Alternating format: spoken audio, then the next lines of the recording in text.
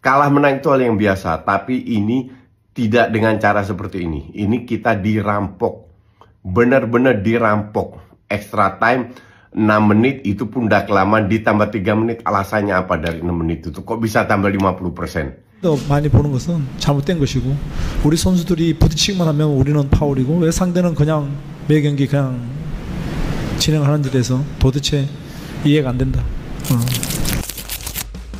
Timnas Indonesia lagi-lagi harus meraih hasil imbang usai ditahan oleh Bahrain dalam laga ketiga grup C putaran ketiga kualifikasi Piala Dunia 2026 zona Asia.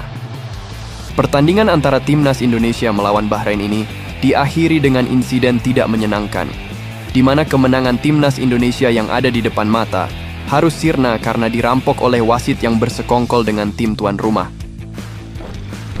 Asumsi tersebut didasarkan pada banyaknya hal kontroversial yang menguntungkan tim tuan rumah dan justru merugikan Timnas Indonesia.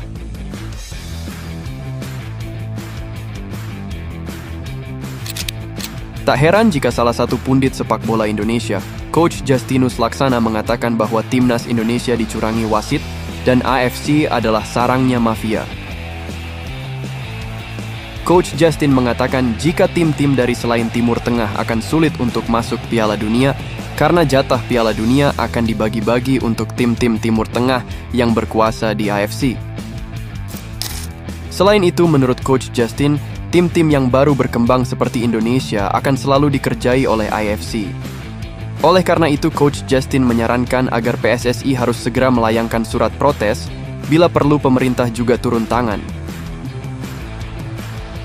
Jadi mereka lakukan kong kali kong antara negara kecil-kecil, negara mediocre Timur Tengah ini untuk menghindari bahwa negara lain Asia Tenggara, Asia Timur, Asia Latin itu tidak boleh ke Piala Dunia. Hanya negara-negara mereka di samping 5-6 yang sudah langganan. Ya kan, paling tambah 3-4 lagi. Itulah kenapa kita dikerjain. Maka dari itu gua harap PSSI lewat Pak Erik langsung tanda tangan melakukan protes keras. Deretan kontroversi wasit Ahmed Al-Kaf dalam laga Bahrain versus Indonesia.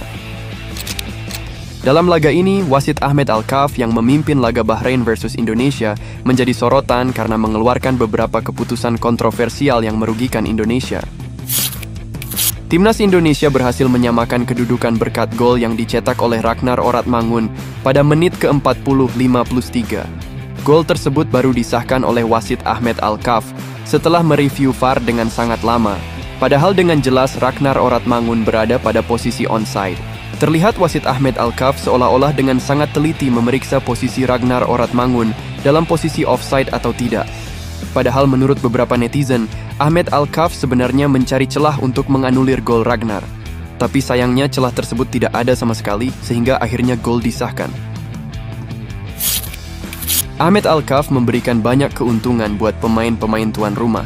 Aksi teatrikal dan drama yang dilakukan para pemain Bahrain kerap dihadiahi pelanggaran. Padahal, sentuhan yang dilakukan pemain Timnas Indonesia tergolong minimal kepada pemain Bahrain. Hal tersebut cukup membuat pemain Bahrain berguling-guling di lapangan.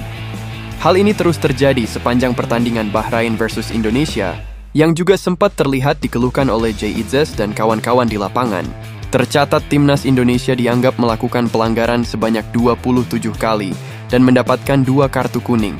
Sementara Bahrain hanya melakukan 10 pelanggaran dengan 1 kartu kuning. Wasit memberikan tambahan waktu alias injury time 6 menit di babak kedua. Namun, ketika waktu menginjak menit 90 plus 6, wasit tak kunjung menghentikan pertandingan. Padahal, jika wasit meniup peluit panjang tanda berakhirnya laga, Timnas Indonesia akan menang 2-1 atas Bahrain. Namun, wasit membiarkan pertandingan terus berjalan sampai akhirnya Bahrain menyamakan kedudukan di menit 90 plus 9 via sepakan Mohamed Marhun. Padahal jika dilihat tidak ada kejadian yang membuat waktu banyak terbuang di masa injury time tersebut. Para pemain Timnas Indonesia di bangku cadangan melakukan protes keras kepada wasit. Hingga akhirnya Ketua Badan Tim Nasional Sumarji diganjar kartu merah oleh wasit asal Oman tersebut. Setelah Bahrain mencetak gol penyama kedudukan, wasit sejatinya bisa mengecek VAR apakah gol yang dibuat Mohamed Marhun sah atau tidak. Sebab, gol Mohamed Marhoun tersebut berbau offside.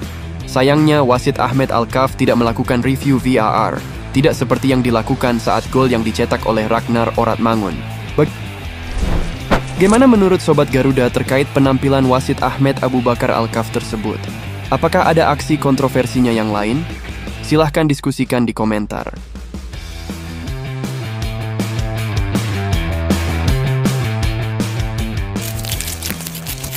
Melihat kemenangan timnas Indonesia yang dirampok oleh wasit dan sederet kontroversi yang dilakukan oleh wasit Ahmed Alkaf yang menguntungkan tim tuan rumah, Shin Tae-yong tidak kuasa menahan amarahnya saat tim Indonesia dicurangi wasit. Shin Tae-yong kesal dengan kepemimpinan wasit di laga Bahrain melawan Indonesia.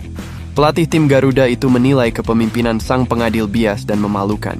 Para pemain Indonesia dan Bahrain tampil luar biasa sampai akhir pertandingan. Tapi saya masih ingin menyampaikan hal memalukan soal keputusan wasit. Jika AFC ingin lebih baik, maka wasit juga harus bisa memutuskan dengan baik, ujar Shin dalam jumpa pers yang disiarkan PSSI TV.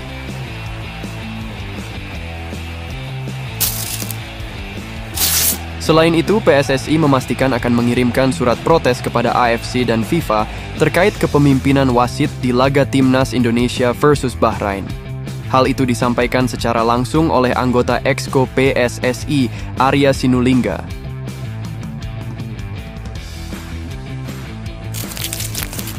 Respon warga Indonesia dan publik dunia terkait kontroversi memalukan tersebut. Kepemimpinan wasit yang merugikan timnas Indonesia membuat pecinta sepak bola di tanah air langsung menyerang akun Instagram AFC dan juga Bahrain. Terlihat dari postingan AFC terkait hasil pertandingan timnas Indonesia melawan Bahrain, sudah diserbu ratusan ribu komenan dari netizen Indonesia. Setidaknya ada 250.000 komentar dari pecinta sepak bola tanah air. Mereka meluapkan kekecewaan terkait adanya main mata yang dilakukan AFC dengan Bahrain. Terkesan Bahrain harus masuk Piala Dunia dengan bagaimanapun caranya, apalagi mereka punya orang tertinggi di AFC dan FIFA. Asumsi itu muncul karena Presiden AFC Salman bin Ibrahim Al Khalifa berasal dari Bahrain. Salman bin Ibrahim Al Khalifa terpilih sebagai Presiden AFC dari Februari 2023 dan berlaku sampai 2027. Tak cuma menjabat sebagai Presiden AFC, pria 58 tahun itu juga memiliki pengaruh kuat lain di sepak bola. Sebab Salman bin Ibrahim Al Khalifa juga menjabat sebagai Wakil Presiden FIFA.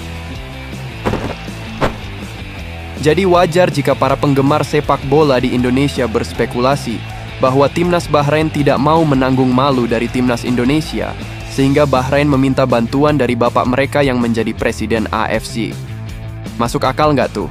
Gimana menurut Sobat Garuda? Silahkan tulis di kolom komentar.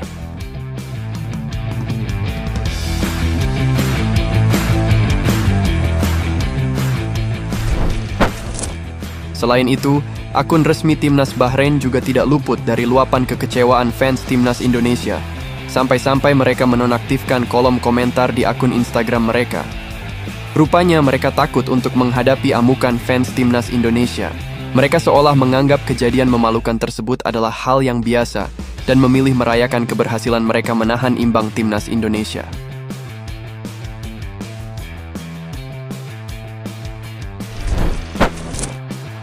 Agar tidak terlihat memalukan, akun Instagram Timnas Bahrain menulis bahwa Mohamed Marhoun mencetak gol pada menit 90+6, sesuai dengan waktu tambahan yang diberikan wasit, padahal gol tersebut terjadi pada menit 90+9.